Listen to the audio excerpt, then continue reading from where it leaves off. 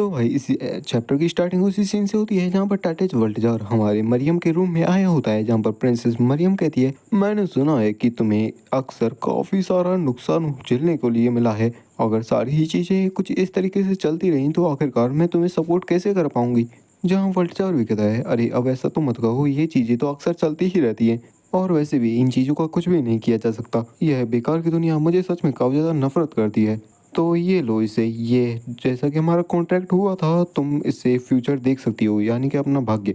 और मरियम सोचती है एक सीक्रेट ट्रेजर जो कि इस वर्ल्ड में किसी के भी भाग्य को पढ़ सकता है, राई फॉल। 5 साल पहले टाटेज वर्ल्ड जार मेरे पास आया था एक ऑफर लेकर।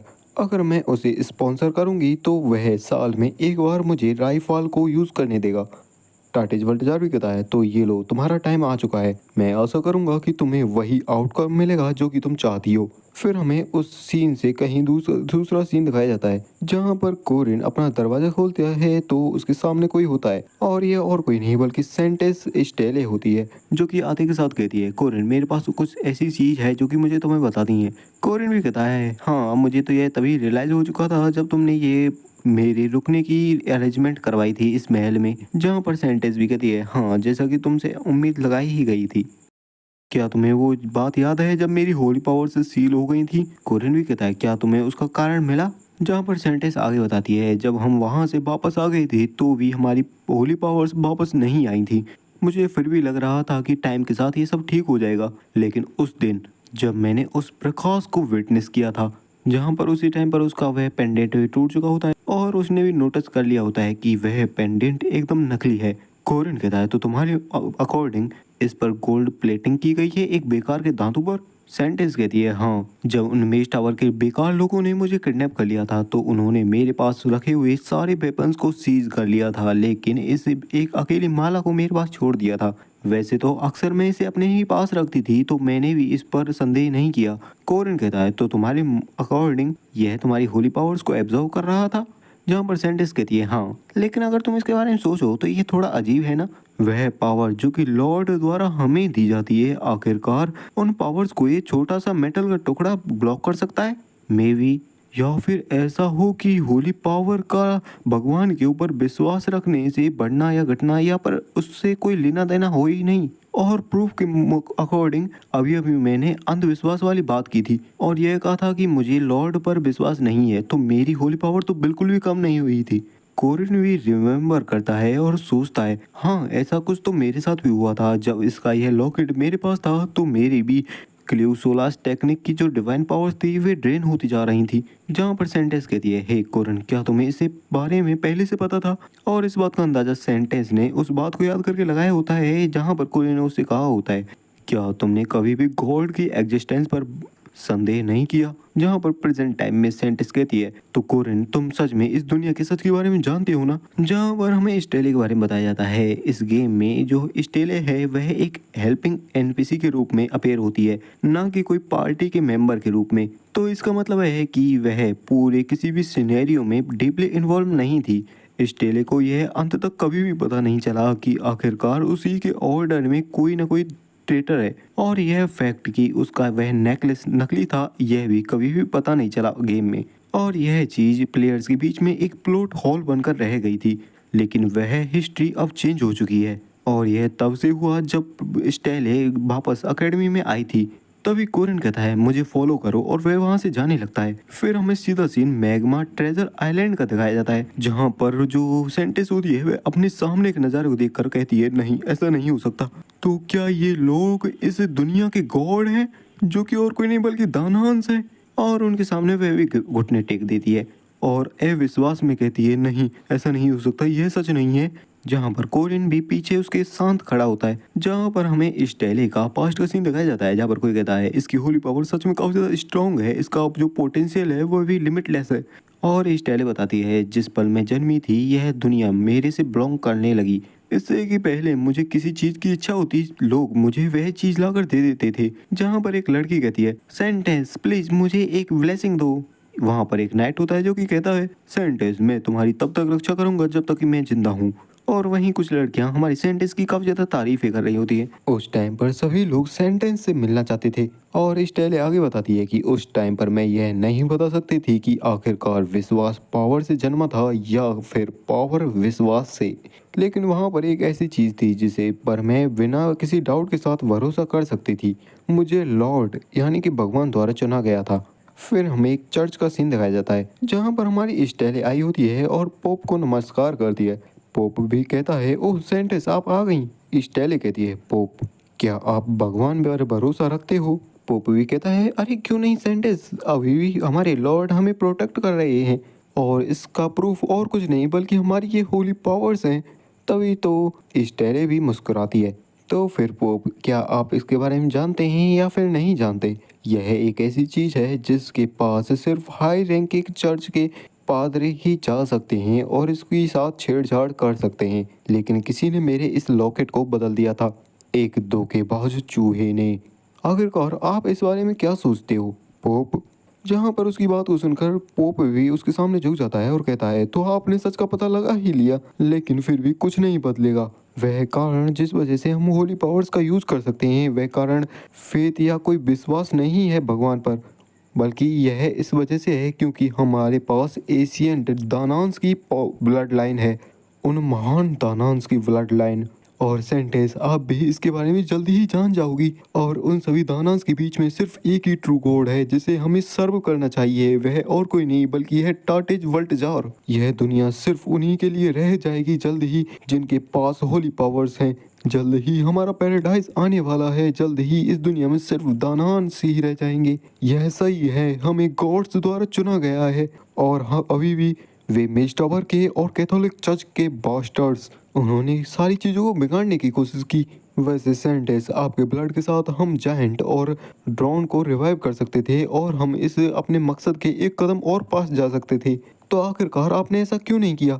सेंटेंस भी इस सारे सच को जानने के बाद गुस्सा हो जाती है। वह कहती है तुम सभी मिले हुए हो। और इस सच को जानने के बाद हमारी सेंटेंस की जन्मों से चली हुई पूरी जिंदगी भर की आस्था वहीं तहस नहस हो गई और उसे पता चला वह अब तक जितनी भी पूजा पाठ कर रही थी, जितनी आस्था बनाई हुई थी भगवान पर, वह सब झूठी थी। जहाँ पर सेंटेंस गुस्सा होते हुए कहती है तुम एक पोप बनने के लायक हो ही नहीं और ना ही वह वल्टजार गॉड बनने के लायक है। जिसकी ऐसी बात को सुनकर वहां पर खड़े जितने भी लोग होते हैं उनकी आंखें लाल हो जाती हैं। वह कहती है आखिरकार इस लड़की की हिम्मत कैसे हुई हमारे गॉड का ऐसा अपमान करने के लिए। इस सेंटेंस नहीं, इस बिच को पकड़ो। और ऐसा कहकर वे सभी हमारे सेंटेंस पर अटैक करने के लिए आगे बढ़ जाते हैं। जहाँ पर सेंटेंस भी तैयार होती है तभी वे लोग किसी चीज को देखकर चौंक जाते हैं। जहाँ पर हम पास्ट का सीन देखते हैं जहाँ पर दानान ऑफ अर्थ यानी कि दागदा ने हमारी सेंटेंस को कुछ और लेजेंडरी आइटम्स दिए होते हैं और उन्हीं में से एक होता है दागदा का गदा, जो कि काफी पावरफुल वेपन है जो कि इस टाइम पर सेंटेंस के हाथों में होता है और उसी के साथ वह सभी लोगों को खत्म कर रही होती है। वहीं दूसरी तरफ हम प्रिंसेस मरियम का सीन देखते हैं जहाँ पर टाटेज वल्टजार कहता है तो क्या तुमने अपना फ्यूचर देख लिया। जहाँ पर वह मुस्कुराती है और काफी जोर से मुस्कुराती हुई कहती है हाँ मैंने देखा, मेरी इच्छाओं को अंत में पूरा कर लेगा वही पर्सन, मेरा हीरो, मेरा प्रिंस, मेरा फेथ और मेरा कोरिन लोच। और फिर हमें कोरिन के पास्ट का सीन दिखाया जाता है जहाँ पर कोरिन कहता है उस दिन के बाद में कोरिन प्रिंसेस मरियम के प्यार में गिर पड़ा था, वो भी उसकी मनमोहक सेंट की वजह से। लेकिन सरप्राइजिंगली मैं काफ़ी ज़्यादा खुश था उस टाइम पर। लेकिन ओरिजिनल स्टोरी में प्रिंसेस मरियम ने काफ़ी सारे डेमी ह्यूमंस का नरसंहार किया था, लेकिन अंत में वह प्लेयर्स के हाथों काफ़ी दयनीय मौत मरी थी। लेकिन अगर मैं उसके साथ रहता और अगर मैं उसे खुश कर सकता तो उसके मन में रिवेंज और गुस्से नफरत जैसे कोई विचार आते ही नहीं। मैं सोचता हूँ कि मैं मरियम को विलन बनने और मरने से बचा सकता था, लेकिन मैं गलत था। मुझे नहीं पता आखिरकार हुआ क्या था, लेकिन प्रिंसेस मरियम फिर से उसी नफरत के जाल में फंस गई और ओरिजिनल स्टोरी के अकॉर्डिंग ही फिर से डेमी ह्यूमंस का नरसंहार हुआ। जहाँ पर पार्क सीयू और हमारा कोरिन दोनों वहाँ पर आए होते हैं। कोरिन भी चौंका हुआ होता है, वह सोचता है आखिरकार इनकी जानकारी किसी को कैसे पता चली और इनको ये किसने किया। तभी पीछे से किसी की आवाज़ सुनाई देती है, कहता है प्लीज मुझे बचाओ। जब कोरिन पीछे देखता है तो एक काफी बड़ा जायंट स्नेक एक प्यारी सी छोटी सी डेमी ह्यूमन बच्चे के पीछे पड़ा हुआ होता है जो कि दौड़ती हुई उन्हीं की तरफ आ रही होती है। वह कहती है शायद मैं बच जाऊंगी, लेकिन अगले ही पल उसका भी खात्मा हो जाता है। और ये सीन हमारे कोरिन के लिए भी काफ़ी ज़्यादा ही दिल दहला देने वाला होता है। और वह जायंट स्नेक इस टाइम पर हमारे कोरिन के सामने खड़ा होता है। कोरिन भी बिना देर किए सीधा ही उस जायंट स्नेक के ऊपर अटैक कर देता है और अपने उस भाले के साथ करता है काफ़ी खतरनाक सा अटैक। लेकिन फिर भी उसे कुछ ऐसा दिखता है जो कि उसे नहीं देखना चाहिए था। वह देखता है उस जायंट स्नेक के मुंह में प्रिंसेस मरियम को। और इस टाइम पर उसका वह भाला प्रिंसेस मरियम के आर पार हो चुका होता है। वह भी मुस्कुराते हुए कहती कोरिन। कोरिन भी कहता मरियम मरियम आखिर तुमने ये क्यों किया। मरियम भी कहते मैं खुद को नहीं रोक पाई, मुझे माफ़ करना। मैं तुमसे सच में काफ़ी ज़्यादा ही प्यार करती थी और यही मेरे भाग्य में भी लिखा हुआ है।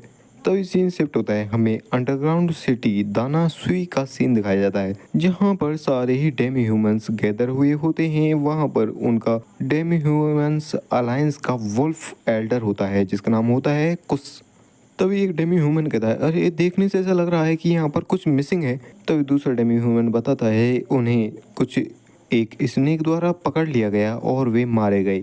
कुछ भी निराश होते हुए कहता है एक स्नेक, हाँ, जिससे सारे डेमी ह्यूमंस में काफ़ी ही डर का माहौल हो जाता है। एक डेमी ह्यूमन कहता है अरे नहीं, उसी स्नेक ने तो मेरे यह भुजा भी काटी थी। तभी दूसरा कहता है इस तरीके से तो हमारी यह लोकेशन भी डिस्कवर कर ली जाएगी। एल्डर जल्दी से कुछ बताओ, हमें कुछ ना कुछ तो करना होगा। जहाँ पर एल्डर भी इस टाइम पर काफ़ी ज़्यादा गुस्से में होता है। वह कहता है आखिर हमें क्या करना चाहिए, क्या हम अपनी मौत का इंतज़ार ही करते रहेंगे यहाँ पर बैठकर। एडना जल्दी से बताओ उस स्नेक की सिचुएशन क्या है। तुमको बताया गया था ना, और ऐसा सुना है कि तुम उस पैलेस में भी जाने में कामयाब हुई थी। वहाँ पर एक लड़की होती है जिसका नाम एडना है। वह कहती है उस बारे में मुझे कुछ मिला है। सच कहूँ तो वहाँ पर कोरियन गार्डियंस से मेरी मुलाकात हुई थी और पता नहीं ना जाने कैसे उन्हें हमारे डेमी ह्यूमंस की सिचुएशन के बारे में पता है। जहाँ पर रेन विरम का भाई वह एडना से कहता है एडना हम तुमको जो शब्द कहें तुम्हें वे जाकर डिलीवर कर देने हैं वहाँ पर, और बाकी का जितना भी प्लान है हम बाद में आकर तुमको बता देंगे। एल्डर भी कहता है कोरियन गार्डियंस, इसके बारे में तो मैंने सुना है, क्या ये वही लोग नहीं हैं जिन्होंने सेंट स्टेल को बचाया था।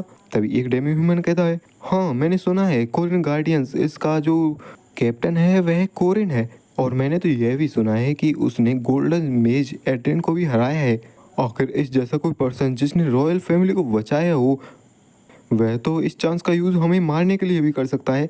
एडना कहती है नहीं ऐसा नहीं है, उसने हमें प्रपोजल दिया है। वह पर्सन कोरिन, उसने कहा है कि वह उस सांप को क्रश कर देगा। जिसकी बात को सुनकर सारे ही डेमी ह्यूमंस को यकीन नहीं हो रहा होता। वह भी पूछते हैं क्या वह सांप को ख़त्म कर देगा, क्या यह सच में सही है। जहाँ पर एल्डर कुछ भी कहता है तो तुम्हारे कहने के अकॉर्डिंग वह क्या सच में अपनी ही कंट्री के खिलाफ विद्रोह करने के बारे में सोच रहा है। कितना रैकलेस है। आखिर हम इस चीज़ पर विश्वास भी कैसे कर सकते हैं। इन दी एंड कोरिन एक ह्यूमन ही तो है, वो सारे प्रोटेस्टेंट्स सभी सेम है। वो वे ऐसा प्रेटेंड करते हैं कि वे हमें बचाएंगे, लेकिन ये सब बाहरी दिखावा है। क्या उन्होंने तब कैथोलिक चर्च के उन कामों के बारे में नहीं देखा था। जिसकी ऐसी बात को सुनकर सारे डेमी ह्यूमन से जोर जोर से चिल्लाने लगते हैं। वे भी कहते हैं हाँ आप सही कह रहे हो, सारे ह्यूमंस एकदम सेम होते हैं, उनसे कोई बात नहीं करनी चाहिए हमें। तभी पीछे से विरेन की एंट्री होती है जो कि कहता है, यानी कि कहती है सभी चुप हो जाओ। वहाँ पर विरेन और उसके भाई दोनों वहाँ पर पहुँच चुके होते हैं, जिन्हें देखकर एडना भी कह दी है क्या तुमने मुझे यहाँ पर ट्रैक किया था।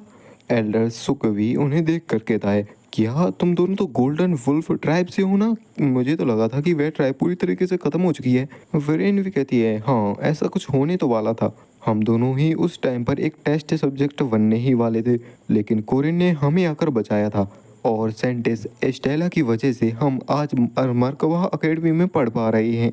अगर वो दोनों ना होते तो हम तो यहाँ पर भी नहीं आ पाते और ना ही वे पर्सन बन पाते जो कि आज हम हैं। जहाँ पर एल्डरना कहती है एल्डर मैंने एक क्लर्क बनकर वहाँ किंगडम में पहुँची थी और वहाँ पर काफ़ी सारा काम भी किया, और वहाँ पर रहकर मैंने जो चीज़ें देखी हैं उनके अकॉर्डिंग मैं ये कह सकती हूँ कि हम उस पर भरोसा कर सकते हैं।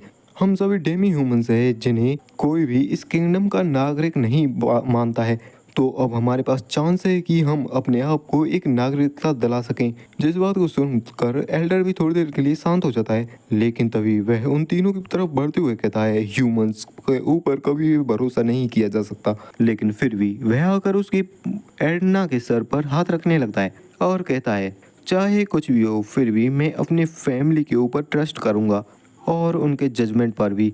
जिस भी बात को सुनकर एडना भी खुश हो जाती है, यानी कि अब वे कोरिन के प्लान के अकॉर्डिंग चलने के लिए तैयार हो चुके हैं। फिर हमें बताया जाता है स्कूल के जितने भी वैकेशंस थे वे सारे ही ख़त्म हो चुके हैं और मरकबा एकेडमी भी अपने ओपनिंग सेरेमनी के मिडल में है। लेकिन मेरे पास अभी भी कुछ चीज़ है जिसका मुझे ध्यान रखना है, जहाँ पर हम कोरिन के हाथ में काफ़ी बड़े बैग को देख सकते हैं। बेसिकली जब मैं फॉरबिडन फॉरेस्ट में गया था तो वहाँ पर मैंने काफ़ी सारी चीज़ों को लिया था, काफ़ी सारे ट्रेजर को फार्म किया था, लेकिन उन सभी को इस चीज़ के साथ कंपेयर किया जाए तो वे सारी चीज़ें तो कुछ भी नहीं थी। जहाँ पर कोरिन जिस चीज़ को मेरिटा को दिखाता है, मेरिटा उस चीज़ को देखकर कहती है, कोरिन क्या तुम सच में इसे कंज्यूम करने वाले हो? क्या तुम्हें इस चीज़ को अपने फ्यूचर डिसेंडेंट्स के लिए नहीं छोड़ना चाहिए? और भाई ये और कोई चीज़ नहीं होती बल्कि ये होती है ग्रायो माउंटेन जेनसिंग, और वो भी 10,000 साल पुरानी। बेसिकली अगर इसे बॉयल करके खाया जाए तो यह तुम्हारे माना को एक्सपेंड करेगी, और अगर इसे ऐसे ही खा लिया जाए तो तुम्हें तुम्हारे जितना भी ऑरा है उसे एक्सपेंड कर देगी। कोरिन भी कहता है, तो अब मैं इसे उबाल कर खाने वाला हूँ। लेकिन माउंटेन जेनसिंग को बनाने का तरीका थोड़ा सा कैजुअल है, यानी कि इसके लिए मुझे कोई ऐसा पर्सन चाहिए होगा जो कि इसके बारे में काफ़ी ज़्यादा फेमिलियर हो और मुझे इसे बनाने में भी मदद करे। और ऐसा पर्सन मिल भी जाता है। यह और कोई नहीं बल्कि मेज टावर का वही एल्डर ड्रेन है जो कि अपने फायर पावर से उसे बनाने लगता है, और फाइनली कुछ टाइम इंतजार करने के बाद वह बन भी जाती है। कोरिन बिना देरी किए उस सारे ही सूप को गटक जाता है, जिसकी वजह से उसके पूरे शरीर में माना दौड़ने लगता है, और वहाँ पर नोटिफिकेशन भी आता है और जिसमें बताया जाता है आपका माना 37,000 पॉइंट के साथ बढ़ चुका है, और माना की रैंक हाईएस्ट से बढ़कर स्पेशल लो तक पहुँच चुकी होती है। और उस जिनसिंग के सूप को लेने के बाद हमारे कोरिन का जो माना है वह 50,000 पॉइंट तक बढ़ चुका है। ऑफ कोर्स यह ओहार्ड ब्रेज, टाटिस वर्ल्ड जार और पार्क स्यू इनके साथ तो कंपेयर भी नहीं किया जा सकता। लेकिन मेरे पास है कमांडमेंट्स की पावर और अरे गेटलाम। बेसिकली कमांडमेंट की पावर से अगर वह किसी भी दुनिया को बचाने वाले काम में हिस्सा लेगा तो उसकी सारे ही स्टेट्स 200% से बढ़ ही जाएंगे, और क्लाउड सोलस और अरिगतलाम ये दोनों भी हमारे कोरिन के जो माना स्टेट्स हैं उनको 200% से बढ़ा देंगे। और इन सारी चीज़ों की वजह से कोरिन का टोटल माना हो जाएगा 2 लाख पॉइंट्स के करीब। और इस सब की वजह से हमारा कोरिन अपने सन की पावर्स को काफ़ी स्मूथली तरीके से लंबे टाइम तक यूज़ कर पाएगा। कोरिन भी कहता है जल्द ही वह टाइम भी आएगा जिस टाइम पर हमें इसकी ज़रूरत पड़ेगी। मेरे पहले रिग्रेशन में चाहे मैंने काफ़ी सारे काम किए थे, काफ़ी सारी वेरिएबल्स को निपटने के लिए काफ़ी सारी ट्रिक्स लगाई थी, लेकिन फिर भी मरियम ने अंत में जाकर वह नरसंहार कर ही दिया, जैसे कि मानो यह भाग्य में लिखा हुआ ही था, और जिसकी वजह से हमें ये बेकार का भाग्य देखना पड़ा। वह पर्सन और कोई नहीं बल्कि है टाटेज वर्ल्डजार। उसने बेसिकली तौर पर ह्यूमंस और डेमी ह्यूमंस के बीच में नफरत भड़काई और उनके बीच में आपस में लड़ाई करवा दी ताकि उनकी स्ट्रेंथ कमज़ोर पड़ जाए। उसका मकसद था दानांस के पैराडाइज के बनने में आने वाली सारी रुकावटों को ख़त्म करना, लेकिन मुझे इसे क्लियर करना होगा। और भाई अगर हमारा कोरिन इन दोनों कमांडमेंट्स या किसी भी कमांडमेंट को पूरा नहीं कर पाता है तो वह पक्के तौर पर मारा जाएगा। उसे हर एक विलन को दुनिया को ख़त्म करने से रोकना होगा और डेमी ह्यूमंस को भी ख़त्म होने से रोकना होगा। प्रिपरेशन तो पूरी तरीके से कंप्लीट है और मुझे माफ़ी भी मिल चुकी है, और मैं बैटल में आने वाली हर एक अनप्रिडिक्टेबल पॉसिबिलिटी के लिए भी तैयार हूँ।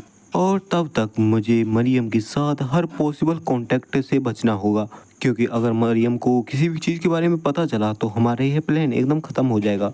मेरी पिछली ज़िंदगी में मरियम ने डेमी ह्यूमंस का काफ़ी ख़तरनाक तरीके से शिकार किया था और मैं उसे रोक भी नहीं पाया, लेकिन मैं फिर से वही सेम मिस्टेक नहीं दोहराने वाला। जहाँ पर हमें प्रोफेसर ऑफिस का सीन दिखाया जाता है, जहाँ पर जोसेफिन कहती है प्रिंसेस मरियम ने एक मेंटोर के लिए अप्लाई किया है।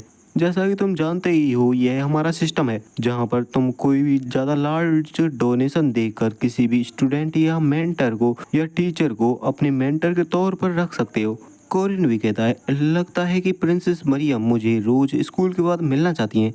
जोसेफिन भी कहती है वेल देखने से तो ऐसा ही लगता है। कोरिन भी सोच में पड़ जाता है अब यह क्या करना चाहती है। उसने पिछली बार भी मेरी काफी मदद की थी और इस बार भी माफी दिलाने में मदद की। क्या ऐसा हो सकता है कि वह मुझे अपने पास रखकर मुझे मॉनिटर करना चाहे। जहाँ पर जोसेफिन कहती है हे अगर तुम इसे नहीं करना चाहते तो तुम इसे रिजेक्ट भी कर सकते हो। लेकिन कोरिन मना कर देता है और कहता है मैं उसका मेंटर बनूंगा। फिर हमें मेंटरिंग के बारे में बताया जाता है और बताया जाता है मर्कवा एकेडमी की ट्रेडिशनल मेंटरिंग। यह एक ऐसी प्रक्रिया को प्रदर्शित करती है जहां पर जो जूनियर स्टूडेंट्स होते हैं वे अपने सीनियर स्टूडेंट्स से नॉलेज प्राप्त करते हैं और उनका एक्सपीरियंस भी लेते हैं। अगर जूनियर की कैपेबिलिटी बढ़ती है तो इससे सीनियर का भी काफ़ी ज़्यादा लाभ होता है, उसे भी पॉइंट्स मिलते हैं। अगर इससे एकदम अलग होता है यानी कि उनकी कैपेबिलिटी घट जाए तो ये तुम्हारे पॉइंट्स घट भी सकते हैं। और यही वह कारण है जिस कारण की वजह से जब नया सेमेस्टर स्टार्ट होता है तो सभी जो सीनियर्स होते हैं तो वे काफ़ी सारे जूनियर्स को ढूंढते हैं जिनको वे मेंटर कर सकें। लेकिन जूनियर्स जो कि पहले से ही काफ़ी ज़्यादा वर्कलोड की वजह से एग्जॉस्टेड हो चुके होते हैं उन्हें भी पता होता है कि अगर कोई उन्हें मेंटर करेगा तो उनके लिए कोई भी फ़ायदा नहीं होने वाला है, तो इसीलिए वे मना कर देते हैं। तो ये कॉमन नहीं है कि कोई भी जो जूनियर स्टूडेंट है वह सीनियर स्टूडेंट को मेंटर बनने की रिक्वेस्ट करे। लेकिन ऐसा सीन काफ़ी रेयरली ही देखने को मिलता है कि कोई जूनियर किसी मेंटर के लिए अप्लाई करे। और ऐसा कई बार इसलिए भी होता है क्योंकि वे अपने सीनियर के साथ और ज़्यादा टाइम स्पेंड करना चाहते हों। ऑफ कोर्स हमारा कोरिन इसे कोई स्पेशल चीज़ नहीं समझता क्योंकि उसके लिए तो काफ़ी सारे मेंटर बनने के लिए रिक्वेस्ट आती रहती हैं और उन सारी रिक्वेस्ट को देखकर वह भी काफ़ी ज़्यादा खुश होता है। वह भी कहता है तो ये सारे लोग सीनियर्स के एग्जाम्पल्स को फॉलो करना चाहते हैं और स्ट्रॉन्ग बनना चाहते हैं। सच में काफ़ी ज़्यादा ही अच्छा है ये तो। और बताया जाता है वहाँ पर एक स्पेशल रिक्वेस्ट भी थी और वह पर्सन है sentence of the Catholic church और सेकंड प्रिंसेस प्रिंसेस मरियम, जो कि उससे कहती है माई मेंटर सर कोरिन। लेकिन इससे आगे वह कुछ कहती है उससे पहले कोरिन कहता है मुझे माफ़ करना पर प्लीज़ आप अपने लिए कोई दूसरा मेंटर चुन लीजिए। जिस कैसे रिएक्शन को देखने के बाद तो प्रिंसेस मरियम भी कहती है मैंने कभी नहीं सोचा था कि तुम मेरी इस रिक्वेस्ट को एक्सेप्ट करोगे, लेकिन यह भी अनुमान नहीं लगाया था कि तुम मेरी रिक्वेस्ट को एक्सेप्ट करने के बाद इतनी जल्दी रिजेक्ट भी कर दोगे। जहाँ पर कोरिन भी कहता है आखिरकार तुम्हें तो पता ही है कि मेरा शेड्यूल कितना ज़्यादा बिजी है, मुझे भी कोरियन गार्डियंस के साथ काफ़ी सारे मिशन पर जाना पड़ता है और वैसे भी अब वसंत का मौसम चल रहा है तो मुझे फेस्टिवल की भी तैयारी करनी है और इसके बाद गार्डियन रैंक के इवैल्यूएशन भी होने वाला है। तो भाई इस सब के बाद मेरे पास टाइम तो बचेगा ही नहीं। जहाँ पर मरियम अपने मन में सोच रही होती है कोरिन लोज तुम मेरा भाग्य हो। बेसिकली मुझे एग्जैक्ट प्रोसेस और मेथड तो पता नहीं लेकिन स्टोन ऑफ फेथ ने मुझे मेरा भाग्य दिखाया है जिसमें कोरिन लोच वहाँ पर खड़ा था और उसके हाथों में मैं थी और मेरे लिए वह रो रहा था। और यह एक ऐसा फ्यूचर था जहाँ पर मेरी लंबी चलने वाली वह इच्छा पूरी हो चुकी थी और मेरी वह इच्छा थी डेमी ह्यूमन यूनियन के हर एक डेमी ह्यूमन को मारना और अपना बदला लेना। लेकिन फ़िलहाल में मुझे डेमी ह्यूमंस की लोकेशन का कोई पता नहीं है, लेकिन अभी के टाइम पर मैं सिर्फ इसी चीज़ पर रिले कर सकती हूँ और वो है यह पर्सन। कोरिन भी कहता है मैं यहाँ से जाना चाहता हूँ। जहाँ पर प्रिंसेस कहती है मुझे चाहे कुछ भी करना पड़े लेकिन मुझे कुछ ऐसा करना होगा जिससे यह खुद से चलकर मेरे पास आए और इसके लिए मैं इसको एक ऐसी चीज़ दूंगी जो कि इसके पास है ही नहीं। और हमारे कोरिन के पास जिस चीज़ की कमी नहीं है उस चीज़ का पता लगाने के लिए मरियम ने कोरिन के पास एक सांप को छोड़ दिया होता है। कोरिन को भी एहसास नहीं होता कि उसके पास कुछ है।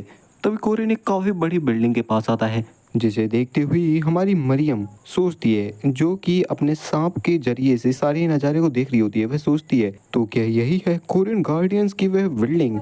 अगर तुम सोचो तो यह एक नया गार्डियन ग्रुप है। वैसे नए ग्रुप के लिए यह 5 मंजिला इमारत इतनी भी बुरी नहीं है, लेकिन अगर इन्हें अपना गार्डियन ग्रुप चलाए रखना है तो इन्हें रुपयों की तो ज़रूरत पड़ेगी ही है ना।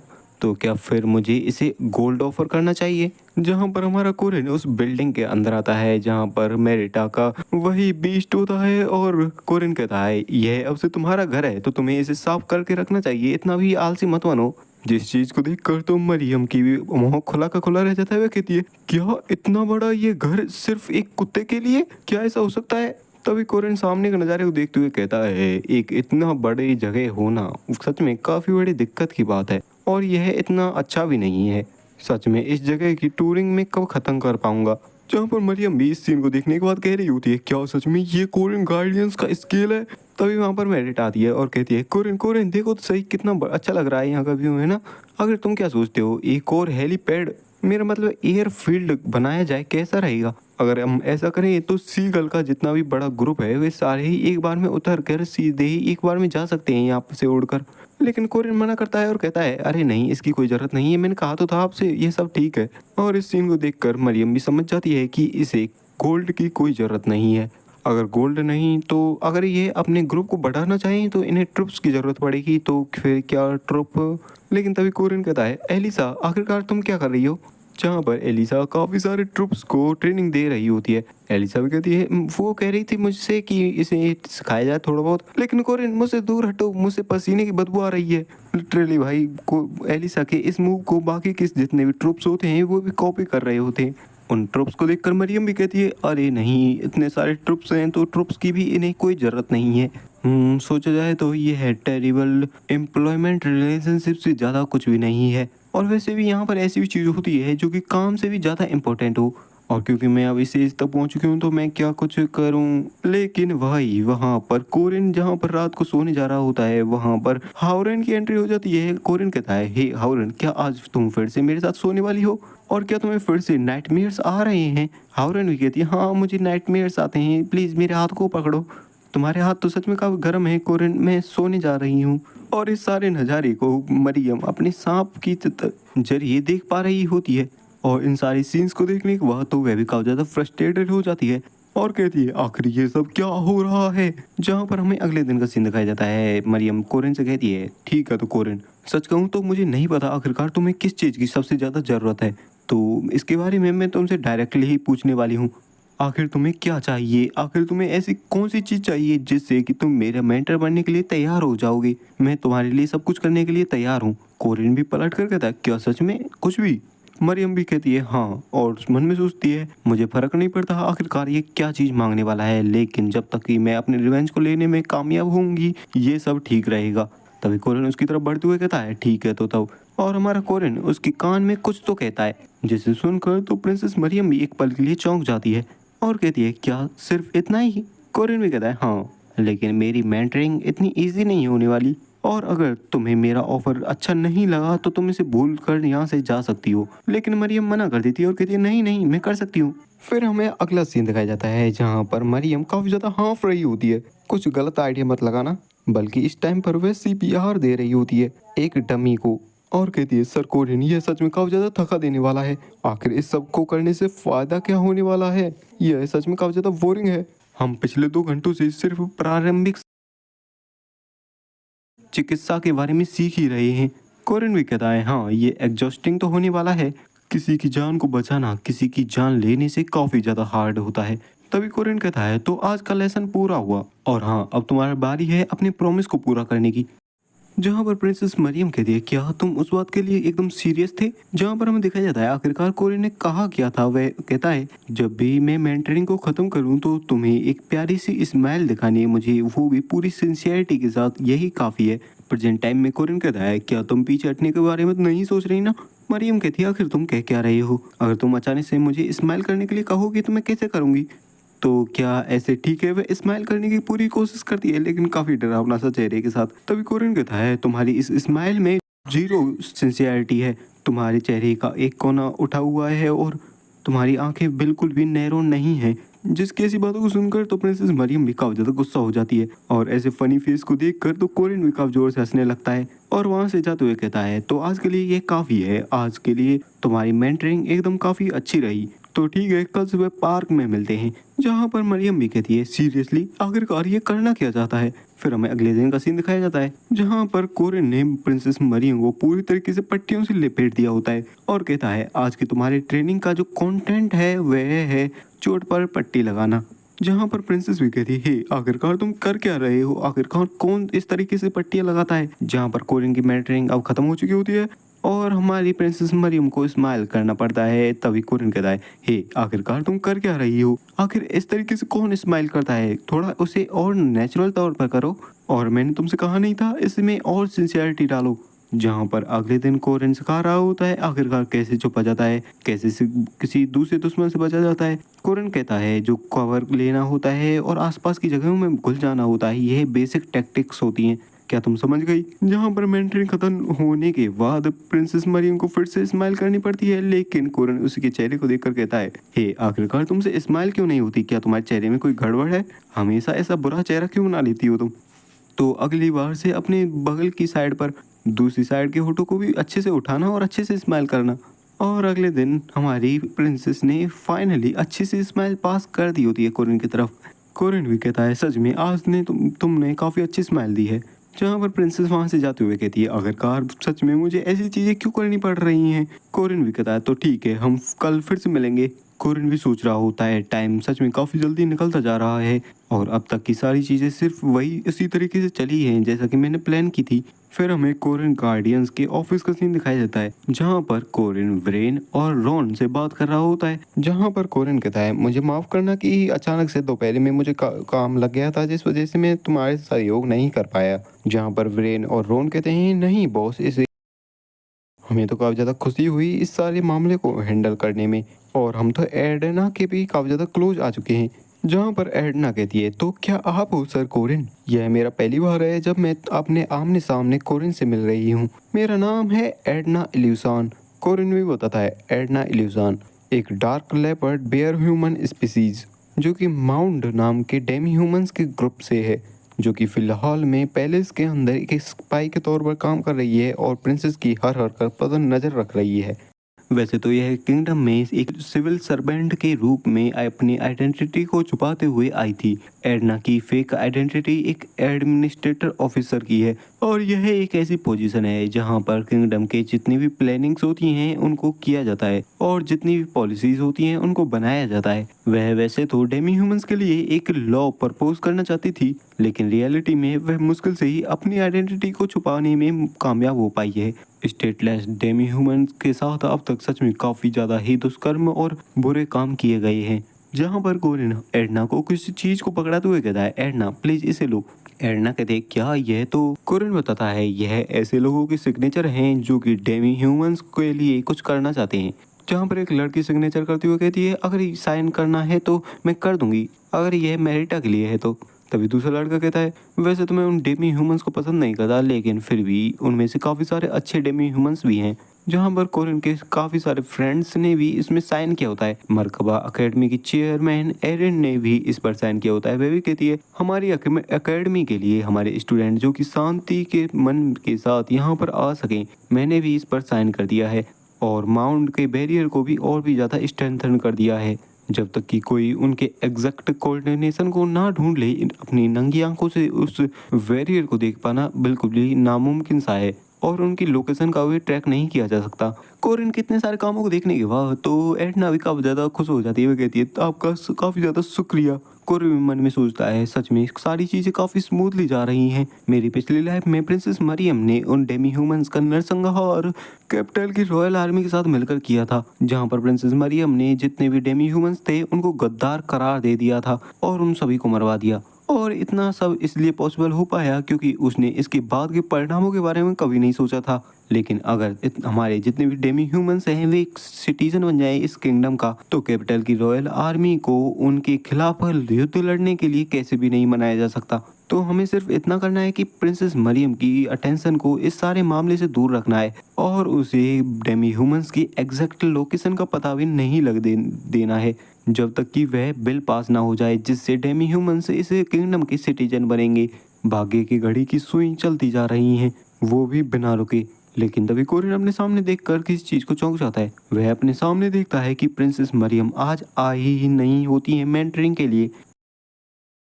यहाँ पर हमें कैथोलिक चर्च का सीन दिखाया जाता है। प्रिंसेस मरियम किसी चीज को देखकर काफी ज्यादा चौंकी हुई होती है और कहती है, तो तुम यहाँ पर छुपे हुए हो? वो बेकार के बीस्ट, जहाँ पर हम देख सकते हैं उन्हें डेमी ह्यूमंस की एग्जैक्ट लोकेशन का पता चल चुका है। मरियम कहती है, फाइनली फाइनली मैंने तुम सभी को ढूंढ लिया। फिर हमें सेंटेस जिस दिन किडनैप हुई थी उस दिन से एक दिन पहले का सीन दिखाया जाता है, जहां पर सेंटेस अपने कैथोलिक चर्च के एक प्रीस्ट से बात कर रही थी, जहां पर पोप कहता है, यानी कि वही प्रीस्ट, सेंटेस आपको उन जितने भी प्रिजनर्स हैं उनके साथ आना नहीं चाहिए, ये काफी ज्यादा डेंजरस होगा। लेकिन सेंटेस भी कह रही होती है नहीं, सब चीजें एकदम स्मूथली जाएंगी, और वहां पर वैसे भी काफी सारे गार्ड्स हैं और उन सभी को कैद करके लाया ही जा रहा है। जहां पर वह पोप कहता है हाँ, उन सभी गद्दारों को यहाँ पर लाया जाना चाहिए, उन सभी का तो हिसाब जीनोन में होगा। लेकिन तभी प्रिंसेस किसी को वहाँ पर नोटिस करती है, और ये और कोई नहीं बल्कि होती है प्रिंसेस मरियम, जिसे देखकर तो प्रिंसेस एस्टेला भी चौंक जाती है। जहाँ पर वे दोनों एक अलग ही जगह पर आ चुके होते हैं, एस्टेला भी कहती है आखिरकार तुम्हें क्या चाहिए मरियम, मुझे ये पक्के तौर पर पता है कि तुम सिर्फ यहाँ पर इसलिए तो नहीं आई होगी कि मैं आखिर में कैसा कर रही हूँ। जहाँ पर मरियम कहती है आखिरकार तुमने उनको कितनी सारी इन्फॉर्मेशन को दिया है, जिसकी बात को सुनकर तो प्रिंसेस एस्टेला भी कुछ नहीं कह पाती। जहाँ पर मरियम काफी ज्यादा सीरियस होते हुए कहती है मुझे उन डेमी ह्यूमंस और उनकी अलायंस के बारे में सब कुछ पता है, और यह भी पता है कि जीनोन ऑर्डर उनकी लोकेशन को छुपा रहा है। मुझे बताओ आखिरकार तुम्हें क्या चाहिए मुझे इनकी लोकेशन बताने के लिए, मैं इसके लिए सब कुछ करूंगी। मुझे बताओ, अगर तुम चाहो तो हम जब बच्चे थे जिस तरीके की हमें दोस्ती थी, प्यार था, वह फिर से वापस आ सकता है। लेकिन हमारी प्रिंसेस एस्टेला कुछ नहीं बताती और कहती है मुझे नहीं पता आखिरकार तुम किस बारे में बात कर रही हो, जिससे सुनकर तुम मरियम भी काफी ज्यादा गुस्सा हो जाती है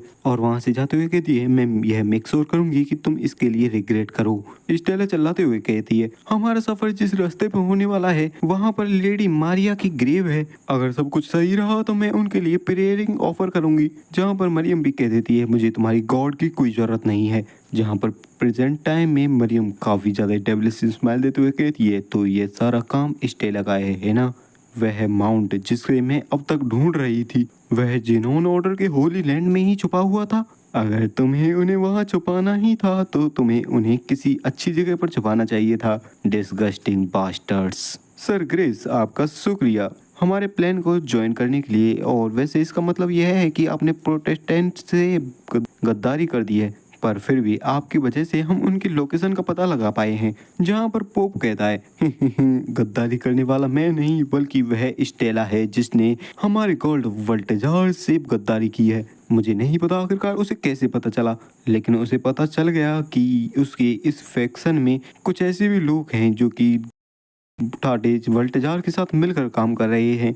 इस इतने हंगामे भरे रिलीजियस रिफॉर्म में उसने पोप और काफ़ी सारे ही प्रीस्ट को अरेस्ट कर लिया है। वो तो अच्छा हुआ कि मैं कुछ टाइम के लिए ऑर्डर से बाहर गया हुआ था, जिस वजह से मैं तो वहाँ से बचकर निकल आया। तो इस बार तुम अब की बार सारे ही प्रोटेस्टेंट्स को जलाकर राख करने वाली हो, है ना? मरियम कहती है नहीं, प्रोटेस्टेंट्स नहीं बल्कि जियोन। पोप भी कहता है come on Protestants Catholic church क्या ये सब मैटर भी करते हैं, आखिरकार हम तो सेम साइड पर ही है ना। जहाँ पर प्रिंसेस मरियम पीछे मुड़ते हुए सीरियस टोन में कहती है मैं सोच रही थी कि अगर तुम जियोन चर्च को साफ करने में हमारी मदद करोगे तो मैं तुम्हें पोप बना दूंगी, लेकिन मुझे लगता है मैंने गलत ही अनुमान लगाया था। वह भी कहता क्या माफ करना, लेकिन वह आगे कुछ कह भी पाता उससे पहले उस पर हो चुका होता है काफी खतरनाक सा अटैक, और उस अटैक के साथ उसका तो काम तमाम हो चुका होता है। एक बंदा उसके अटैक करने के साथ ही आगे निकल चुका होता है, जहाँ पर वह बंदा कहता है आपका शुक्रिया प्रिंसेस मरियम, उन जैसे अंधभक्त लोगों को मेरे हाथ से मार सकूंगा आपकी वजह से। और भाई यह है जेरम का होली नाइट ड्रो हो। तभी वहाँ पर कुछ और भी लोग आने लगते हैं, जिनमें से एक कहता है हमारी इतनी लंबी चलने वाली इच्छा फाइनली पूरी होने वाली है। फाइनली मैं प्रिंसेस एस्टेला से अपना बदला ले पाऊंगी और उस चर्च से भी। और ये और कहीं बल्कि होती है shadow of the snake Arva, एक होता है master of the magic Kalatin, और at last great warrior of Domun Perzia. जिन सभी को देखकर तो प्रिंसेस मरियम भी काफी ज्यादा खुश होती है और बाहर आकर कहती है आज मैं तुम सभी को एक कमांड देने वाली हूँ, किंगडम की प्रिंसेस के तौर पर और एक जेरम की सेंटेस के तौर पर। वह है हर वीस्ट जो कि हमारे किंगडम के लिए एक पैरासाइट है और हमारे लिए हमेशा विद्रोह करने के बारे में सोचते रहते हैं, उन सभी को ख़त्म कर दिया जाएगा। और भाई हम देख सकते हैं उसके सामने होती है उसकी पूरी आर्मी जो कि काफ़ी जोश में लग रहे होते हैं। बीस्टमैन पर अटैक होने की यह खबर उन डेमी ह्यूमंस के पास भी पहुंच चुकी होती है, उनमें तो अलग ही हड़कंप मच के होता है। व्रेन और रोन उन्हें शांत करने की कोशिश करते हैं और उनसे कहते हैं हमारे चेयरमैन जल्दी ही यहाँ पर आते होंगे। तभी एक बंदा व्रेन पर अटैक करते हुए कहता है चुप हो जाओ, आखिरकार तुम कह क्या रहे हो। वह प्रिंसेस मरियम रॉयल आर्मी को लेकर हमारे पास आ रही है हम पर अटैक करने के लिए। हम और हमें पता चला है कि उनको हमारी लोकेशन के बारे में भी पता चल चुका है। रुको, उनको हमारी लोकेशन के बारे में इतना जल्दी तब पता चला जब तुम यहाँ पर आए थे। अब तुम मुझसे यह मत कहना कि तुम दोनों एक धोखेबाज हो। क्या तुम सच में हो? और अगर ऐसा हुआ तो तुम दोनों यहाँ से बिना चोट खाए तो कैसे भी नहीं निकल पाओगे। तभी पीछे से कोई कहता है रुक जाओ, फैमिली के बीच में फाइट करना यह एकदम फॉरवर्डन है। और यह और कोई नहीं बल्कि कुछ होता है। और कुछ कहता है मुझे पक्के तौर पर पता है कि मैंने तुमको ये बात पहले ही बता दी होगी, तो अब हमें इनसे कोई एक्सप्लेनेशन सुननी चाहिए। कोरिन लोच। जहाँ पर कोरिन कहता है मैं सीधे पॉइंट पर आता हूँ, हाँ ये मेरी वजह से है। और वह कहता है पिछले टाइम पर मैंने सेंट स्टेला के साथ काफ़ी सारी रातें बिताई थी, जिससे प्रिंसेस स्टेला को यह पता चल गया कि ऑर्डर के अंदर भी कुछ ऐसे लोग हैं जो कि टाटेज वल्टेजार को फॉलो करते हैं। जिसके बाद चालू हुआ रिलीजियस रिफॉर्म। और उस पूरे केओस के दौरान ऐसा लगता है कि उस केओस में से कोई चूहा निकल कर भाग चुका है। जहाँ पर कोरिन मन में सोचता है यह शायद से बटरफ्लाई इफेक्ट हो सकता है। जहाँ पर कोरिन कहता है यह अभी ख़त्म नहीं हुआ है, प्लीज़ मेरे लिए थोड़ा और टाइम दीजिए। कुछ कहता है क्या और टाइम? कोरिन कहता है हाँ, 3 दिनों के अंदर एक ट्रायल होने वाला है। यह एक ऐसा बिल है जो कि मैंने प्रिपेयर किया था। एक ऐसा बिल जिसमें डेमी ह्यूमंस को सिटीजन के तौर पर अधिकार देने के बारे में लिखा हुआ है। और इसके अलावा मरियम की आधी से ज़्यादा आर्मी किंग की आर्मी है। और अगर बिल पास हो गया और तुम सभी सिटीजन बन गए तो किंग की आर्मी अपने सिटीजन के खिलाफ तो अपने फोर्स का यूज़ कभी नहीं कर सकती। तो अगर आप सब ने तब तक के लिए कुछ टाइम इकट्ठा कर लिया तो हम शायद कोई चांस निकाल पाएँ। सभी लोगों ने अब तक अपना पूरा बेस्ट दिया है। यहाँ पर एक रास्ता है इस सिविल वॉर को रोकने का, वो भी किसी का खून बहाए बिना। प्लीज़ सभी के एफर्ट्स को ऐसे ही जाया मत जाने दो। जिसकी बातों को सुनकर कुछ भी थोड़ी देर के लिए शांत होता है और सोचने लगता है। जहाँ पर वह अपने लोगों को देखता है जो कि काफ़ी ज़्यादा ही घबराए हुए होते हैं। कोई कहता है हमें यहाँ से भाग जाना चाहिए, कोई कहता है हमें क्या करेंगे। और सोचता है सभी लोग डर के मारे काँप रहे हैं। फिर भी वह सोचता है और कहता है यह मेरी मिस्टेक थी, मैंने फिर से वही सेम मिस्टेक दोहराई। वह मिस्टेक ह्यूमंस पर ट्रस्ट करना। अगर हम इसी तरीके से यहाँ पर रुके रहे तो एक दिन ऐसा भी आएगा जिस दिन हर एक डेमी ह्यूमन मार दिया जाएगा। हमने जिसके बारे में नहीं सोचा था वही हुआ। शायद से यही हमारा फेथ है। यह शुरुआत से ही एक ऐसी फाइट थी वो जो कि कभी ख़त्म नहीं होगी और तब ख़त्म होगी जब एक पक्ष पूरी तरीके से ख़त्म हो जाए। कोरिन भी कहता है तो मैं देख सकता हूँ यह है तुम्हारा कंक्लूज़न। तभी कोरिन वहाँ से जाने लगता है और वहाँ पर व्रेन, लोन और वे सारे डेमी ह्यूमंस रुक जाते हैं। जहाँ पर कुछ काफ़ी जोश में कहता है अब हम नहीं छुपेंगे, हम उनका सामना करेंगे। यहाँ तक कि बच्चों और औरतों सभी को बैटलफील्ड पर आना होगा। जिनके पास पंजे हैं वे पंजों के साथ अटैक करें और जिनके पास नुकीले दांत हैं वे नुकीले दांतों के साथ अटैक करें। मुझे पता है उस सांप के बारे में, वह किसी भी बच्चे या औरत किसी को नहीं छोड़ती, सभी को मार दिया जाता है। हमारे पास अब प्रोटेक्ट करने के लिए कुछ नहीं बचा, तो उन्हें दिखा दो। अगर वे हमें एक मॉन्स्टर की तरह देखते हैं तो उन्हें हम मॉन्स्टर की तरह ही अपना जवाब देंगे। जहाँ पर एक बच्ची खरगोश टाइप के मॉन्स्टर में बदल चुकी होती है जिसे देखकर तो वीरेन भी काफी ज्यादा चौंक जाती है। जहाँ पर कुछ भी कहता है अगर चाहे हम उस स्नेक को ना ही भी मार पाएं और हम सारे भी मारे जाएं, फिर भी हम अब और ज्यादा नहीं छुपेंगे। चलो दुश्मन को मार दिया जाए। तभी वहां पर किसी की एंट्री होती है और जो कि कहता है कुछ वहां पर देखो। कुछ भी उसी ओर देखने लगता है और ये चैपल के नाइट्स होते हैं। जहाँ पर कुछ कहता है क्या तुम सभी हमसे लड़ने आए हो यहाँ पर? लेकिन वह और आगे बढ़ पाता उससे पहले वे सारे नाइट्स उन पर अपने भालों को तान देते हैं। जहाँ पर स्टेले आते हुए कहती है नहीं, हम तुमको यहाँ पर रोकने के लिए आए हैं। अगर तुम्हें मरियम से लड़ने के लिए जाना है तो तुम्हें सबसे पहले हमें डिफीट करना होगा। जहाँ पर पीछे से एक लड़की कहती है आखिरकार कैसे हम सेंटिस आपसे कैसे लड़ सकते हैं, आपकी वजह से तो हम अब तक छुपे रहे यहाँ पर। तभी कुछ कहता है लेकिन सेंटिस स्टेला भी तो आखिरकार एक ह्यूमन ही है। सेंटिस अब तक आपने हमको एक शेल्टर प्रदान किया जिसकी वजह से हम अब तक बचे रहे, लेकिन हमारे पास वापस देने के लिए कुछ भी नहीं है सिर्फ ग्रेटिट्यूड के सिवाय। अब देखने से ऐसा लगता है कि आप अपने ही खून के सामने हार मान चुके हो, यानी कि अपनी बहन से जाकर मिल चुके हो। तो क्या सच में आप उस मरियम की साइड पर जा चुके हो जो कि हमको मारने वाली है? स्टेला कहती है नहीं, मैं तो सिर्फ तुम्हें 3 दिनों तक यहाँ पर रोकने वाली हूँ। कुछ भी चिल्लाते हुए कहता है सेंटेंस, अभी ये जोक का टाइम नहीं है। अगर हम सभी यहाँ पर रुके रहे तो आखिरकार बाहर जाकर उन सभी को फेस कौन करेगा। स्टेला भी कहती है अरे उस पर्सन पर भरोसा करो जिस पर मैं सबसे ज्यादा भरोसा करती हूँ। कुछ भी कहता है आखिरकार चीजें इतनी आगे जा चुकी हैं और तुम अभी भी कह रही हो गॉड पर भरोसा करो। स्टेला कहती है नहीं, गॉड पर नहीं। और भाई हमें तो पता ही है आखिरकार वह किस पर्सन की बात कर रही है। जहाँ पर हमें बाहर का सीन दिखाया जाता है, प्रिंसेस मरियम अपनी पूरी आर्मी को लेकर जियोन के बाहर आ चुकी होती है। तभी वह सभी को रुकने का ऑर्डर देती है और वह सामने किसी चीज को देखकर चौंक जाती है। उसके सामने खड़ा पर्सन कहता है लगता है जैसा कि तुमने सोचा था चीजें उस तरीके से नहीं चल रही। जहाँ पर प्रिंसेस मरियम भी कोरिन और उसकी पूरी टीम को वहाँ पर देखकर कहती है सर कोरिन, मुझे नहीं लगा था कि आपको मैं यहाँ पर देखूंगी। मुझे पता है कि आप काफी ज्यादा स्ट्रांग हो, लेकिन क्या तुम यही नहीं सोचते आखिरकार मुट्ठी भर लोग एक पूरी आर्मी को कैसे संभाल सकते हैं। मैं तुम सभी को क्रश करके रख दूंगी और आगे बढ़ जाऊंगी। जहाँ पर वह सभी सैनिकों को इशारा करती है तीर चलाने के लिए, जहाँ पर पूरा आसमान तीरों से भर चुका होता है। लेकिन तभी हम देखते हैं कोरिन की पूरी टीम के सामने होती है काफी बड़ी शील्ड, जिसे देखकर तो मरियम भी एक बार के लिए चौंक जाती हुई कहती क्या एक बैरियर। और ये और किसी ने नहीं बल्कि सेंटेस स्टेला ने लगाया होता है। वह कहती है ओह डागडा गॉड, प्लीज हमें स्ट्रेंथ दो ताकि हम अपने सामने आने वाले हर दुश्मन को कुचल के रख सके। और हाँ, उन इनोसेंट रॉयल सोल्जर्स को भी प्रोटेक्ट करना। और ऐसा कहते के साथ ही उसने काफी बड़ा ही शील्ड लगा दिया होता है वहां पर। उस बैरियर को देखने के बाद तो प्रिंसेस मरियम भी कहती है यह बैरियर सच में काफी ज्यादा बड़ा है और काफी ज्यादा रेडिकुलस है ये तो। कोरिन भी मन में सोचता है यह जगह जहाँ पर माउंट लोकेटेड है, इसे दाना सुई के नाम से जाना जाता है, जो कि जियोन के अंदर सिचुएटेड है। एक अंडरग्राउंड सिटी जिसे ओल्ड टाइम पर एक दानान द्वारा क्रिएट किया गया था जिसका नाम था दागदा। अगर स्टेले जिसने दानान ऑफ दागदा की पावर्स को इनहेरिट किया है वह उसकी अंडरी को यूज करे तो क्या होगा। वैसे तो अंडरी के पास खुद की कोई एबिलिटी तो होती नहीं है, इसके पास एक स्पेशल इफेक्ट है जो कि कमांडमेंट और स्पेल्स की पावर को स्ट्रेंथन कर देता है। कुछ लोग अपने समनिंग फार्मूला को रीइंफोर्स करने के लिए इसका यूज करते हैं और लगातार हेल से बीस्ट को समन करते रहते हैं। और वहीं दूसरी ओर कुछ लोग अपने लोगों को बचाने के लिए इसका यूज करते हैं। यह वैरियर सच में काफी ज्यादा ही स्ट्रांग है जिसकी वीकनेस का पता लगा पाना इतना भी आसान नहीं है।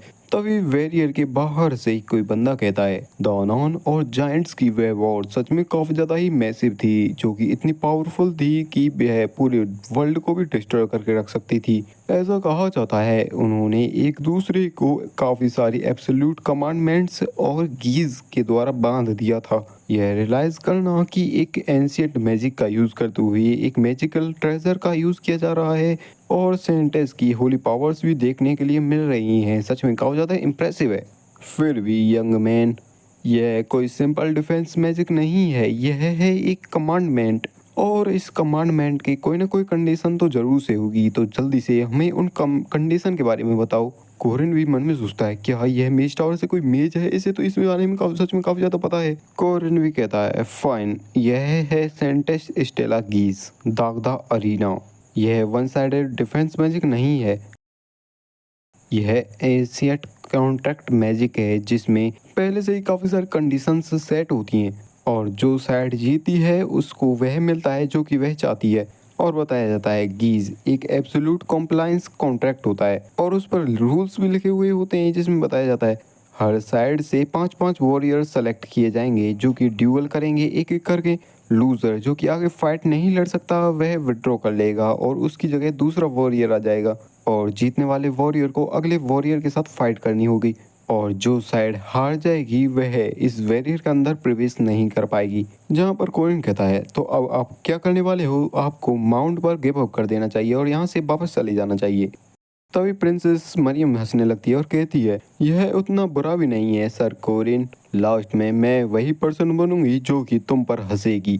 मुझे भी तुम्हारा यह प्रपोजल एकदम एक्सेप्ट है। और दूसरी तरफ हमारी कोरिन की टीम भी तैयार हो जाती है फाइट के लिए, जहां पर पहली फाइट सेट हो चुकी होती है उसी मेज टावर के बंदे और हमारी प्रिंसेस एस्टेला के बीच में। और इसके बारे में बताया जाता है गीज एक ऐसा पावरफुल कॉन्ट्रैक्ट है जिसे कभी भी तोड़ा नहीं जा सकता। और एक बार अगर यह अप्लाई हो गया तो इसके जो रूल्स होते हैं वे सभी पर बिना किसी एक्सेप्शन के अप्लाई होते हैं। ऐसा नहीं है कि किसी के साथ भेदभाव किया जाए और किसी एक ही बंदे के फेवर में रहे। जहाँ पर हम देख सकते हैं हमारी प्रिंसेस स्टेला पहले खेलने से पहले ही हार चुकी होती है। जहाँ पर एलिस भी कहती है आखिरकार ये हुआ कि तो हुआ क्या, आखिरकार हमने तो फाइट भी नहीं की और वह कैसे जीत गई, हम कैसे हार गई।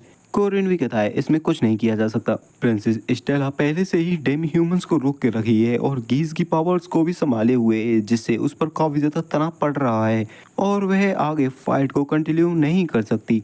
तो क्योंकि वह फाइट नहीं कर सकती तो हमारी हार पहले ही कंफर्म हो गई। प्रिंसेस मरियम तो हंसने लगती है, वह कहती है एक तो पहले ही हार गया, अब सिर्फ 4 बंदे बचे हैं उनकी टीम में। जहाँ पर मैं मेज टावर वाला बंदा भी कहता है हाँ प्रिंसेस मरियम, बिना डिसएडवांटेज को झेले हुए गीज को ऑन करना इतना भी आसान नहीं है। तो चलो ठीक है, अगले डुअल को स्टार्ट करते हैं। क्योंकि स्टेला तो हार चुकी होती है तो उसकी जगह पर दूसरा बंदा आता है रॉन। रॉन भी फाइनली तैयार हो जाता है फाइट के लिए। वह बंदा हमारे रॉन को देखने के बाद कहता है फाइनली मुझे तो एक जैकपॉट हिट हुआ है इस बार। देखा जाए तो मैंने एक ग्रैंड मैजिक देखा है जिसे रिकॉर्ड्स में ही पढ़ा जा सकता है और अब मैं एक गोल्डन वुल्फ क्लैन के बंदे को देख पा रहा हूँ। मैं तो सच में काफी ज्यादा एक्साइटेड हो चुका हूँ। काफी लंबा टाइम हो गया जब से मैंने इस तरीके का कोई बंदा देखा है। जहाँ पर उसकी ऐसी हरकतों को देखकर तो हमारा रॉन भी काफी ज्यादा गुस्सा हो जाता है। वह कहता है क्या क्या तुम मेज टावर से हो? वह ओल्ड मैन भी कहता है हाँ, मैंने तुम्हारे जैसे क्रिएचर्स पर काफी ज्यादा रिसर्च की है और एक काफी परफेक्ट लाइफ फॉर्म को क्रिएट किया है, the leader of the school of beast. जहाँ पर एक काफी खतरनाक से बीस्ट आ जाता है जो कि उस ओल्ड मैन के सारे पर हमारे रॉन पर अटैक कर देता है। हमारा रॉन भी सीधा उसके अटैक को डॉज करता है और काफी फुर्ती दिखाते हुए उस मेज की तरफ बढ़ने लगता है, यानी कि उस ओल्ड मैन की तरफ। एलिस भी उसकी ऐसी स्पीड को देखकर कहती है यह सच में काफी ज्यादा फास्ट है।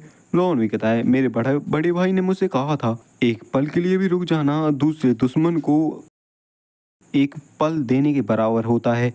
जहाँ पर वह इस टाइम पर उस ओल्ड मैन के पास पहुंच चुका होता है। कोरिन भी मन में सोचता है यही वह चीज है जो कि उसने हंटिंग ग्राउंड के दौरान भी मुझसे कही थी और उसकी मूवमेंट्स भी काफी ज्यादा अच्छी हैं। लेकिन हम देखते हैं उस ओल्ड मैन के बीस्ट ने हमारे रॉन के ऊपर अटैक कर दिया होता है। इस अचानक हुए हमले का तो हमारा रॉन भी काउंटर नहीं कर पाता और पीछे जाकर लगता है। हाउरेन भी कहती है आखिरकार ये कैसा पागल है, उसे सबसे पहले चिमेरा को हराना चाहिए था।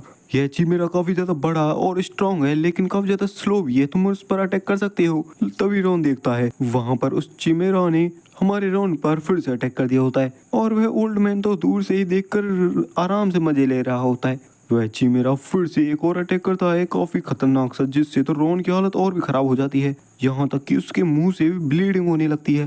तभी एक फायर अटैक को चार्ज अप करता है और सीधा ही फायर का अटैक करता है रॉन के ऊपर। जहाँ पर रॉन अपने मन में सोच रहा होता है इसे क्लोजली देखूं तो यह काफी सारे पार्ट्स से मिलकर बना हुआ है लेकिन यह मेरी ही जाति का है।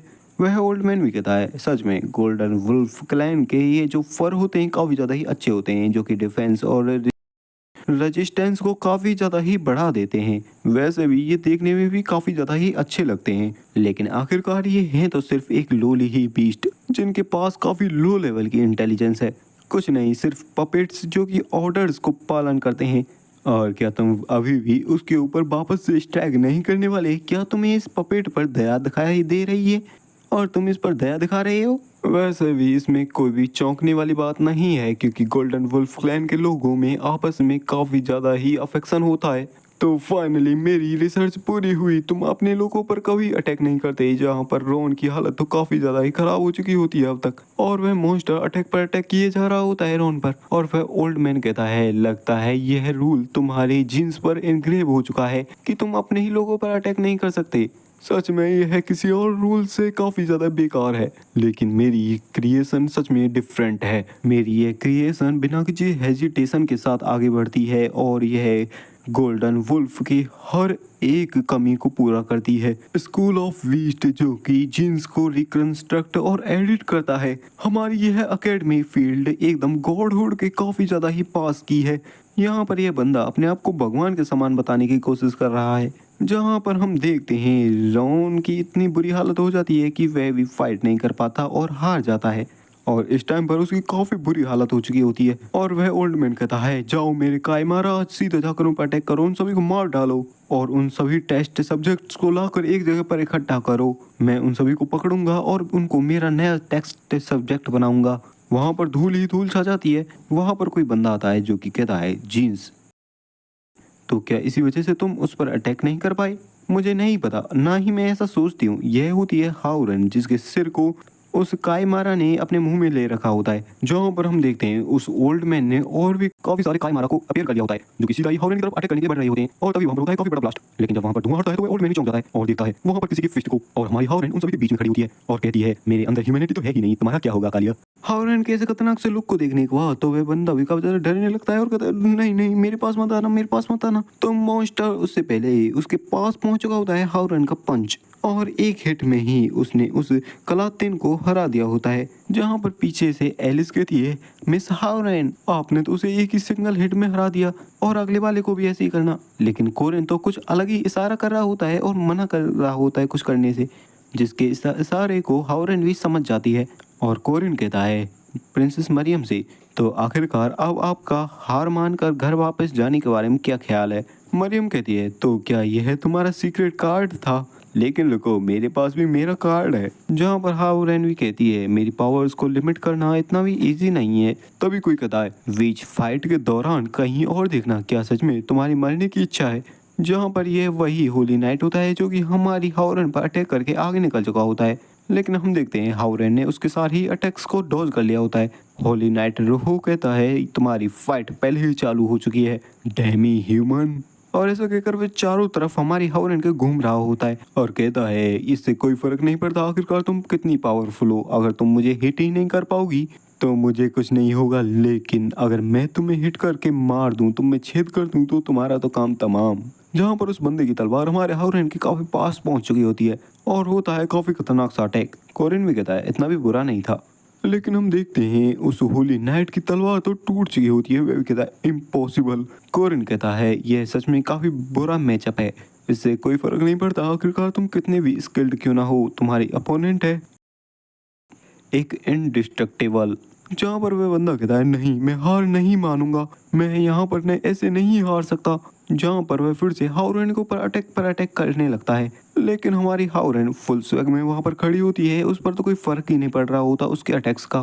पूरी रात बीत जाती है अटैक करते करते, जहाँ पर सुबह भी हो चुकी होती है। तभी हम उस होली नाइट का सीन देखते हैं, जो कि अपने घुटनों के बल बैठ चुका होता है और कहता है, मैं हार चुका हूँ, मैं अपनी हार मानता हूँ। जहाँ पर हाउरन बिना भी एक भी अटैक किए हुए अपने मैच को जीत चुकी होती है।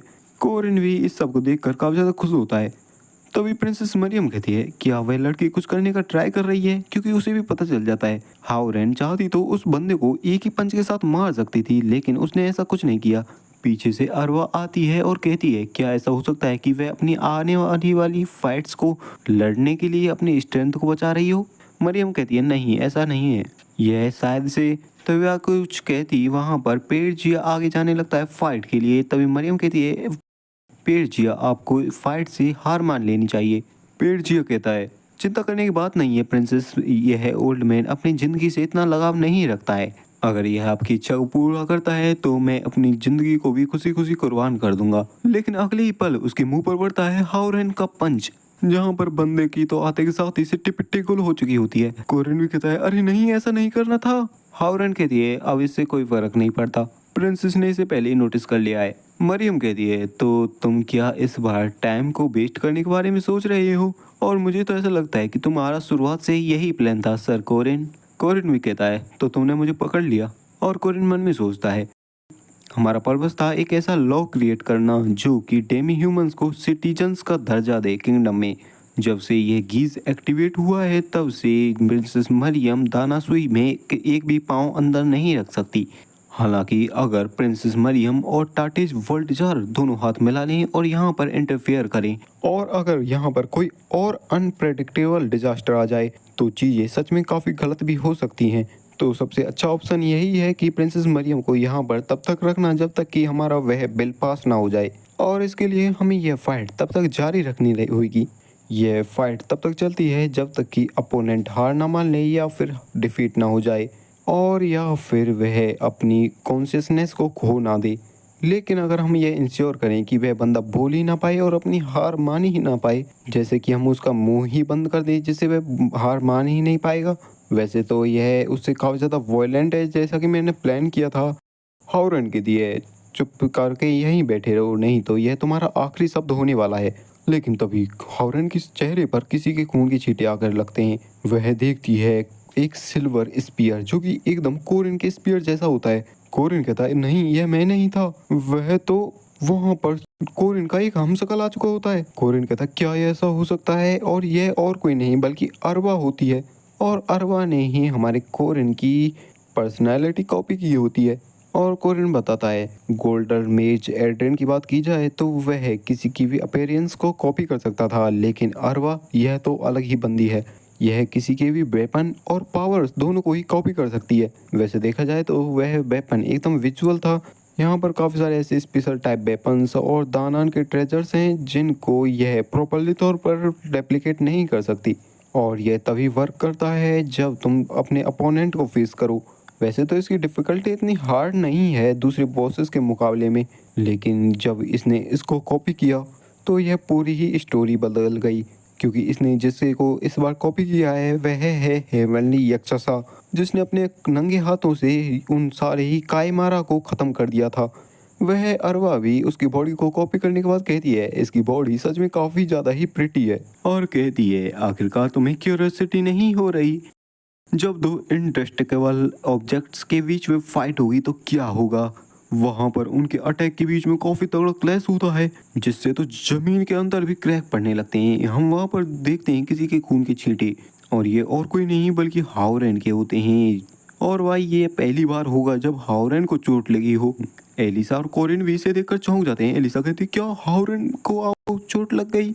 अरबा भी कहती है क्या आपको अक्सर चोट नहीं लगती होगी है ना, और आपका रीजनरेशन भी काफी ज्यादा ही स्लो है। जहां पर ऐसा कहते हैं के साथ एक और अटैक करती है हावरेन के ऊपर। हावरेन भी अपना पंच तैयार करके सीधा अरबा पर अटैक करती है, जहां पर अरबा ने भी उसके पंच को ब्लॉक कर लिया होता है और उस पर सीधा अटैक करती है। उनके अटैक्स के बीच में काफी खतरनाक क्लैश हो रहे होते हैं।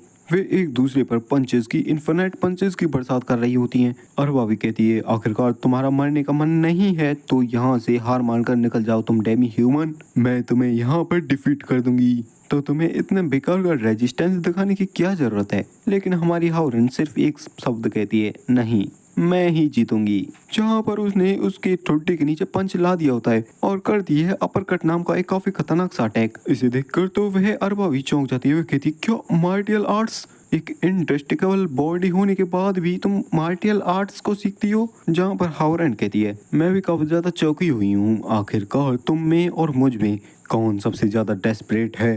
अरबा कहती है अगर तुम हार नहीं मानने वाली तो सीधा मर जाओ। और एक बार फिर से उनके अटैक से बीच में होता है काफी बड़ा क्लैश। एक बार फिर से उनके बीच में होने लगती है पंचेस की बरसात। यहाँ पर दोनों ने ही अपनी पूरी जान लगा दी होती है। पूरी धरती कांपने लगती है उनके अटैक्स को झेलने के बाद। उन अटैक्स की बरसात के बाद वहां पर तो धुआं ही धुआं छा चुका होता है। तभी हम अरबा का सीन देखते हैं जिसकी इतनी पिटाई हो चुकी होती है तो उसे भी समझ नहीं आ रहा होता। वह कहते नो वे, आखिरकार एक बेचारा सा डेमी ह्यूमन ऐसा। जहां पर हावरन भी उसकी तरफ बढ़ने लगती है और कहती है एक अपोनेंट था जिस पर मेरी ये पावर्स कुछ काम नहीं आई। मैं एक ऐसे से पहले मिली थी और उससे कंपेयर किया जाए तो तुम तो कुछ भी नहीं हो। जहाँ पर अरवा तो घबराते हुए कहती नहीं नहीं रुको रुको। हावरन कहती है और हाँ मेरा नाम कोई डेमी ह्यूमन नहीं है, मेरा नाम है हावरन। और ऐसा कहकर एक ही पंच के साथ उसने उसे ढेर कर दिया होता है। बताया जाता है यहाँ पर हावरन और अरबा दोनों ही फाइटिंग कंडीशन में नहीं हैं, तो दोनों ही फाइट से निकल चुके हैं। कोरन कहता है ये तो हावरन का शुक्रिया जिसकी वजह से हम इतना सारा टाइम बाई कर पाए। अब लॉ पास होने में ज़्यादा टाइम नहीं बचा है तो सिर्फ एक दिन। कोरिन कहता है हावरन तुम्हारा काफी ज्यादा शुक्रिया, तुमने इतनी हार्ड फाइट की थी। क्या तुम ठीक हो। हावरन कहती है नहीं ऐसा कुछ नहीं है, मैं तो एकदम ठीक हूँ, मुझे सिर्फ रेस्ट करनी है, मैं एकदम ठीक हो जाऊंगी। एलिस भी कहती है हावरन प्लीज थोड़ी बहुत मेडिसिन लगा लो उससे और जल्दी ठीक हो जाओगी। जहाँ पर कोरिन कहता है प्रिंसेस के जितने भी मिनियंस थे वे सारे ही एनालाइट हो चुके हैं, तो अब सिर्फ प्रिंसेस मरियम ही बची हैं जिनको ही मूव करना पड़ेगा। और कोरिन एलिसा से कहता है एलिसा क्या तुम ठीक हो, क्या तुम तैयार हो लड़ने के लिए। एलिसा भी कहती है हाँ मैं एकदम तैयार हूँ, मैं वार्म अप कर लेती हूँ। लेकिन वहाँ पर तभी होने लगता है कोई ग्लिच। कोरिन भी स्टेला से पूछता है स्टेला आखिर क्या हो रहा है। स्टेला भी कहती है मुझे नहीं पता कोरिन, कुछ तो गड़बड़ हो रही है। गीज के साथ कुछ तो गड़बड़ है, यहाँ पर कुछ चेंज हो रहा है। तभी वहाँ पर किसी की एंट्री होती है जो कि कहता है सी फाइट सच में काफी ज्यादा ही इंसेन और काफी ब्यूटीफुल थी। उस वॉइस को सुनकर तो सभी लोग चौंक जाते हैं और सतर्क हो जाते हैं। उस गीज पर किसी का और का फोटो आने लगता है और यह और कोई नहीं बल्कि होता है बल्टजार का closest ally, Danan of beauty, omnipotent demon king, oh hard press. और वह कहता है अब हमारे पास बेस्ट करने के लिए और टाइम नहीं है, चलो फाइट को स्टार्ट करते हैं। और इसी के साथ ये चैप्टर यहीं एंड होता है। तो वीडियो को लाइक चैनल को सब्सक्राइब कर देना for next chapter. Thanks for watching.